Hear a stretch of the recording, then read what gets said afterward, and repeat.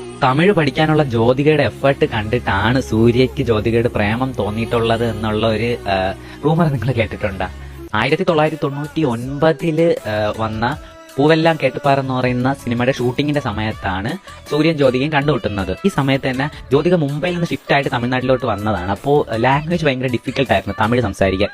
പക്ഷേ ആ സിനിമയുടെ ഷൂട്ടിങ്ങിന്റെ സമയത്ത് സൂര്യയാണ് ജ്യോതികയ്ക്ക് ഓരോന്നൊക്കെ പറഞ്ഞു കൊടുത്ത് ഒരു കംഫർട്ട് സോണിൽ നിർത്തി ആ സിനിമ നന്നായിട്ട് ചെയ്തത്.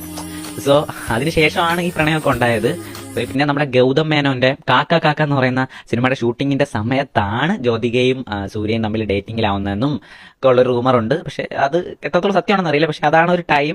സൂര്യയുടെ ഫാദറായിരുന്ന ശിവകുമാർ എന്ന് പറയുന്ന പുള്ളിക്കാരൻ ഈ കല്യാണത്തിന് കുറെ എതിരായിരുന്നു.